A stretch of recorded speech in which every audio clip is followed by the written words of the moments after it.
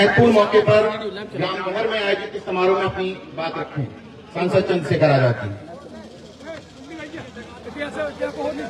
प्यारे साथियों, कुछ भी बात रखने से पहले मैं आपसे आग्रह करूंगा कि आप अनुशासन बनाएं। अदरवाइज मुझे यहीं से मैं आपको जय हिंद करके वहां चला जाऊंगा अगर आप अनुशासन नहीं बनाओगे, क्योंकि हर कार्यक्रम के अपना एक तरीका, गरिमा, एक उसको आगे बढ़ाने की प्रक्रिया होती है। ये चुनावी कार्यक्रम का समझ आता है, राजनीतिक कार्यक्रम ये नहीं समझ आता। आप लोग कोशिश करो, बैठ जाओ। यहाँ ना बैठे तो कुर्सी बैठ जाओ, जाओ कुर्सी में बैठ जाओ, यहाँ बैठ जाओ, कुर्सी पे लगा जाओ, जाओ बैठ जाओ। सब लोग कुर्सी में बैठे, हम कुर्सी में बैठे इसकी लड़ाई नहीं करें तो लोग कहाँ बनेंगे टिकेंगे? बताओ, कहीं बैठ जाओ, कहीं बैठ जाओ। अगर बैठ जाओ तो खड़ा रहेगा तो फिर बात नहीं होगा। और 1 मिनट है इसके लिए, 1 मिनट फालतू का समय नहीं है।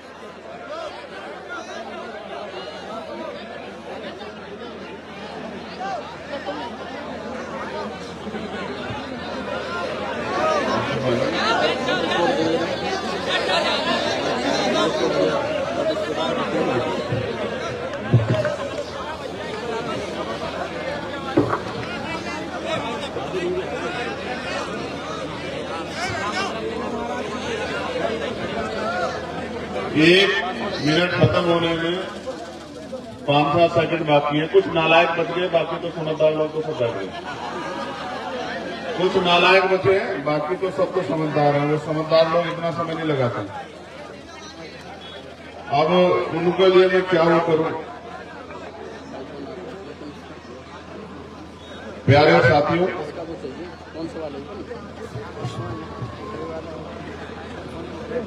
ये आज का जो कार्यक्रम है, मुझसे पूर्व बहुत सारे वक्ताओं ने इसको लेके अपने अपने विचार रखे हैं और मैं सभी के विचारों से सहमत हूं, क्योंकि एक ही विचार को मानने वाले लोग।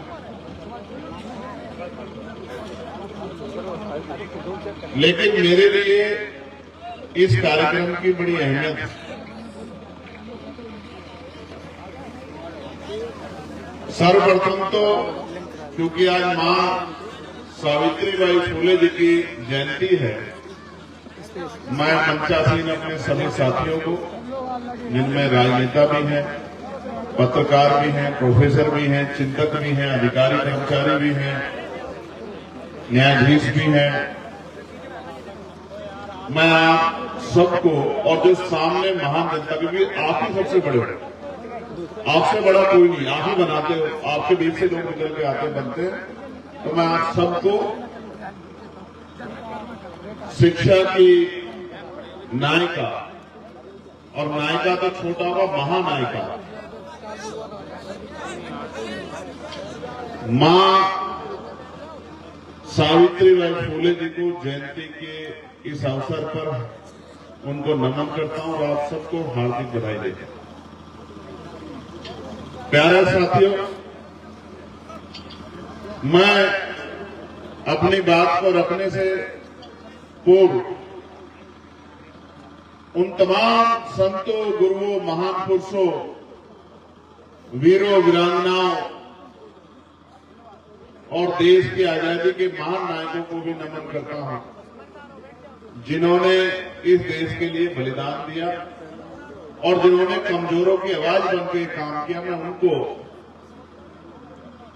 अपनी तरफ से, अपने साथियों की तरफ से, अपने परिवार की तरफ से, जो टीम बदलाव परिवार है, उन तमाम महापुरुषों को नमन करता हूं और उनके अधूरे कार्य को पूरा करने का संकल्प लेता हूं। ये कार्यक्रम 28 तारीख में तय हुआ था। फिर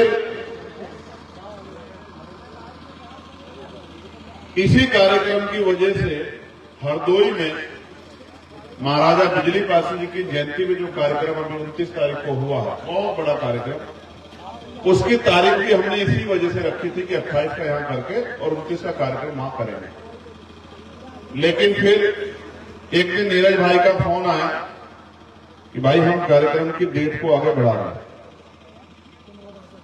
तो मैंने इनसे कहा कि रीजन इन्होंने कहा कि एक बहुत बड़ा महत्वपूर्ण दिन एक सप्ताह बाद यानी कि अगले संडे में है, इसलिए मैं चाहता हूं कि दोनों चीजें एक साथ हो जाए।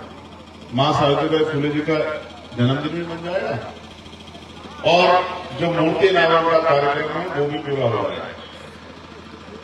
और लगातार नीरज भाई इस पूरे निर्माण कार्यों को मुझे समय समय पर दिखाते रहे। ग्राउंड हो, मूर्तियों का जब स्ट्रक्चर बन रहा था, तो मैं ये मानता हूं, और मुझसे पहले भी एक वक्ता ने इस बात को कहा था कि एक गज जमीन आदमी के एक गज जमीन के लिए एक गज जमीन, सत्य है, इसमें कोई झूठ नहीं है, सत्य है। भाइयों में झगड़ा हो जाता है और बहुत सारे ऐसे परिवार हैं जिनके माँ बाप वृद्धाश्रमों में आखिरी दिन काट रहे हैं। मैं नीरज भाई को, उनकी सोच को सलाम करता हूं, क्रांतिकारी जय भीम करता हूं। और सिर्फ नीरज भाई को नहीं, वो जो परिवार मेरा वहां सामने बैठा है, हमारे छोटे सांसद जी, छोटे हैं बड़े हैं, छोटे हैं, हमारी बहनें, नीरज भाई की पत्नी, हमारी परिवार की हमारी बहन, इस पूरे परिवार को, और क्योंकि जिनकी मूर्ति का अनावरण है महापुरुषों की मूर्ति के साथ साथ पिता राजेंद्र निरंजन जी को और मां सरला निरंजन जी को, जिनको जो 2023 में परिनिर्वाण प्राप्त हुई, और पिताजी जो 2024 में परिनिर्वाण प्राप्त हुए। और मैंने नीरज भाई को उस दौर में, जब मां बीमार हुई और जब पिता बीमार थे, हॉस्पिटल में थे, संघर्ष करते देखा।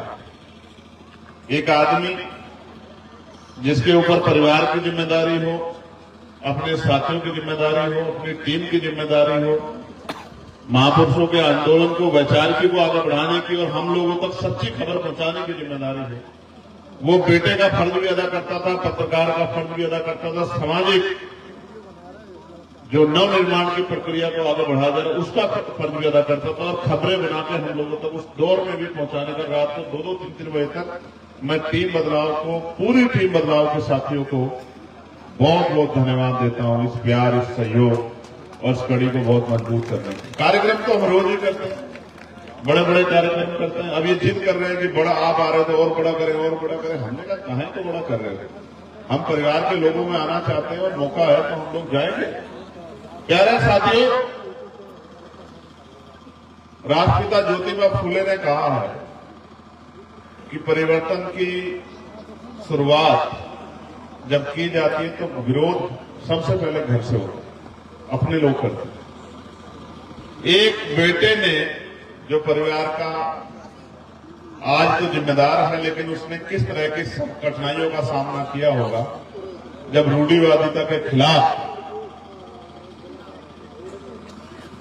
चाहे वो मृत्यु भोज हो या कोई और प्रक्रिया, उन सबको रोकने का काम किया होगा। समाज में रहने वाले पढ़े लिखे, कम पढ़े लिखे समाज के बड़े लोगों से किस तरह के विरोध का सामना किया होगा। इसलिए राष्ट्रपिता ज्योतिबा फुले कह के गए कि परिवर्तन का जो विरोध है वो सबसे पहले अपने लोग करते हैं। और मुझे लगता है परिवार में भी कई परिवार के लोगों से इस पर चर्चा हुई होगी। अच्छी बात यह है कि परिवार का जो साथी है वो भी इनके विचार से बिल्कुल मिलता है। ये इस परिवार के लिए बहुत शानदार बात है, क्योंकि मैं तो, मेरा तो घर है, मैं जानता हूं। मैं 2-3 जगह अगर कहीं देश में गया हूं तो यही बेल्ट है, यही क्षेत्र है जहां मैं 2-3 बार गया हूं, वरना मुश्किल से 1-2 बार कहीं जा पाया हूं। व्यक्तिगत कार्यक्रम में तो नहीं गया। तो मैं एक राष्ट्रपिता ज्योतिबा फुले की जो इंपोर्टेंट लाइन है, जिसमें वो कहते हैं कि विद्या बिना मति गई, मति बिना नीति गई, नीति बिना गति गई, गति बिना धन गया, बिना धन के शूद्र बेहाल हुए, एक अविद्या ने कितना नुकसान किया। हमारे तमाम महापुरुषों को आप अगर देखोगे, सबने शिक्षा को हथियार के रूप में बताया। और क्योंकि ठंड बढ़ रही है, मैं तो एक समय ऐसा था जब सूरज अभी बीच में निकल के मैं ऊर्जा दे गया, तो वरना मुझे बड़ी ठंड लग रही थी। मैं कह रहा था यार सर्दी बहुत हो रही है, कार्यक्रम को शॉर्ट किया जाए। लेकिन मैं तो आपकी हिम्मत की जान देता कि कैसे डटे हुए बैठे हो यार। आप लोग तो मंच की हिम्मत बढ़ा देते हो, अगर आप लोग ना डटो तो मंच पे बैठने वाला वैसे ही जो है। और ये वो लोग हैं जो वैचारिक लोग हैं। इस मंच से क्या क्या नहीं कहा गया निस्वार्थ पाखंडवाद को, क्या क्या नहीं, किस तरह के हमले हुए, एक से बड़ा एक हमलावर, नीचे ऊपर सब लोग डट के खड़े थे। इतने हमले के बाद भी मनुवाद अगर ताकतवर है तो हमें चिंतन करना चाहिए कि इसका कारण क्या है। क्योंकि इतना खुल के मनुवाद के खिलाफ जब इतने पहरेदार खड़े हैं, फिर भी मनुवाद तेजी से आगे बढ़ रहा है, उसकी जड़ें गहरी हो रही है और उसकी जड़ें हमारे घर तक है। तो इसमें एक सबसे बड़ा मेरा सुझाव आपको ये है कि आप अपने परिवार को आंदोलन से जोड़िए, वैचारिकी से जोड़िए। अगर आप अपने परिवार में, यही कहा जाता है ना सबसे बड़ी बात कि भाई पत्नी नहीं सुनती है, अब बताओ घर में झगड़ा कौन कराए। मां नहीं सुनती है, बहन नहीं सुनती है, भाभियां नहीं सुनती है। उसका एक साधारण तरीका मैं आपको बता रहा हूं। आपकी बात नहीं सुनती ना, तो आप किसी दूसरे व्यक्ति को लाके खड़ा करो। किसी बहुत महिला हम पे ऐसी हैं, आंदोलनकारी, नेतृत्वकारी महिलाएं, मिशनरी महिलाएं, जो महापुरुषों की विचारधारा को बताने का काम करती हैं। उन महिलाओं को अपने घर में लाके अपने परिवार को सबसे पहले शिक्षित करना। क्योंकि परिवार के अगर दो पहिए हैं और एक पहिया अम्बेडकरवाद की तरफ को जाता है और दूसरा पहिया मनुवाद की तरफ को जाता है, तो गाड़ी वही रहेगी जहां से शुरू हुई थी, गाड़ी कभी आगे नहीं बढ़ सकती। एक परिवार के दोनों पहिए अगर महापुरुषों के रास्ते पे चलेंगे, तभी जाके आने वाली नस्लों को ये रास्ता, ये विचार मिलेगा। अदरवाइज वो उलझ के रह जाएगा कि पिता कहते हैं बाबा साहब के रास्ते पे चलो, फूले जी के रास्ते पे चलो, साहू जी के रास्ते पे चलो, और माँ कहते हैं कि सुबह शाम धूप बत्ती करो, अगरबत्ती करो, घंटी बजाओ। बाबा साहब तो कहते हैं सुबह उठ के 2 घंटी बजेगी, एक स्कूल की, एक मंदिर की, आपको तय करना है कहाँ जाना है। उन्होंने ये भी कहा गुलाम को गुलामी का एहसास करा दो, अपनी बेड़ियां स्वयं काट देगा। तो हमें सिर्फ लोगों को जागरूक करना है, बाकी लोग अपने आप समझदार हैं, उनको क्या करना है। मैं 2 बातें इंपोर्टेंट ये कहना चाहता हूं। तलवारें बढ़ रही हैं, कलम छीने जा रहे हैं। कलम पे बहरा है और तलवारों के धार लगाई जा रही है। मैं तलवारों की धार लगाने वालों को कहना चाहता हूं, संभल के रहो। अभी संविधान हाथ में है, संविधान के आधार पर लड़ाई लड़ी जा रही है। किस दिन अगर आपकी तलवारों का जवाब देने का मन बना लिया, तो तलवारें चाकू से छोटी हो जाएंगी और पलायन करना पड़ेगा किसी दूसरे प्रदेश में। ये धार और ये हथियार और ये गुंडागर्दी और ये लाइसेंस हमने बहुत पुराने देखे हैं। उनके बच्चे हैं जिन्होंने 5-5 हजार साल की गुलामी को एक एक झटके से काट दिया।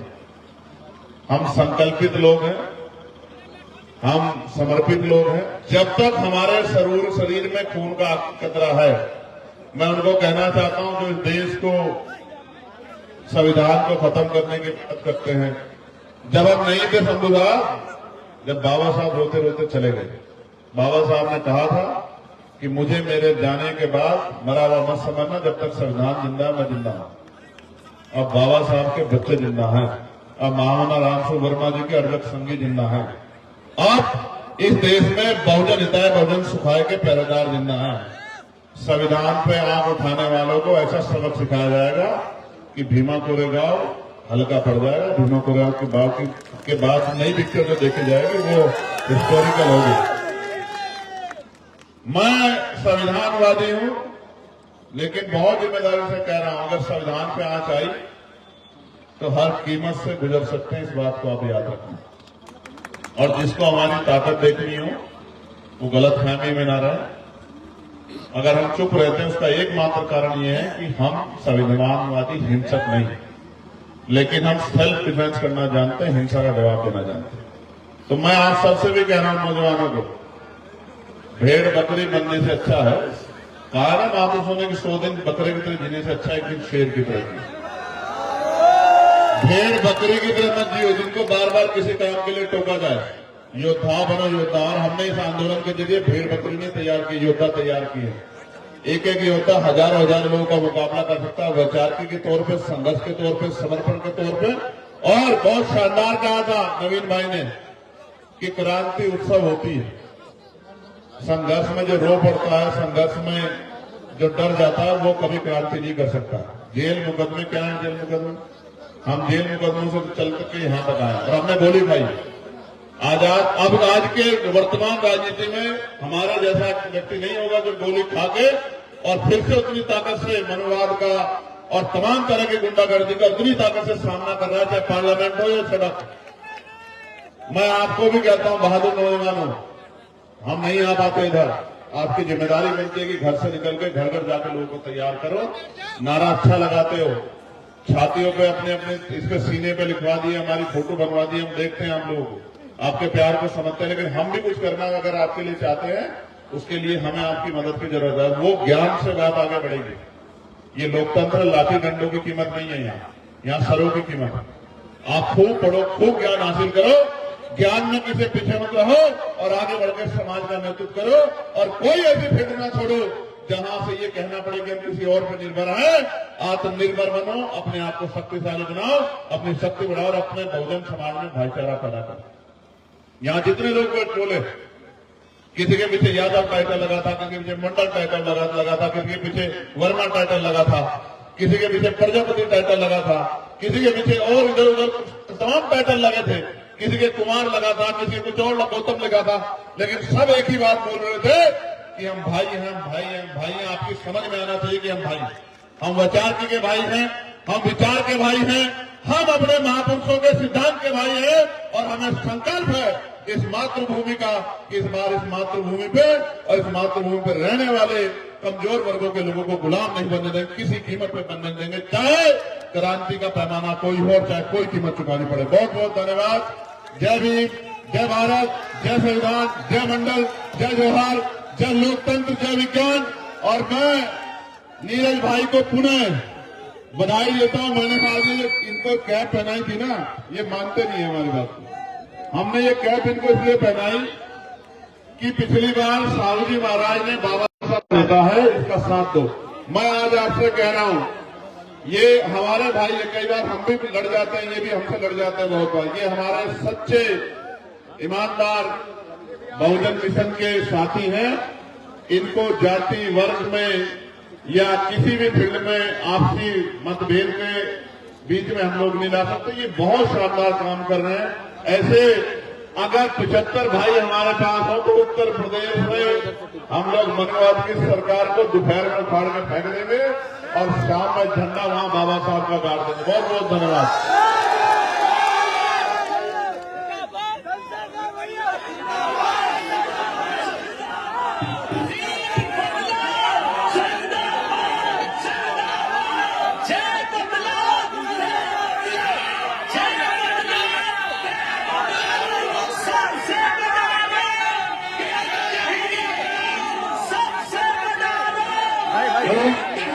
अभी प्रतिमा का अनावरण बाकी है, एक मिनट शांत हो जाइए।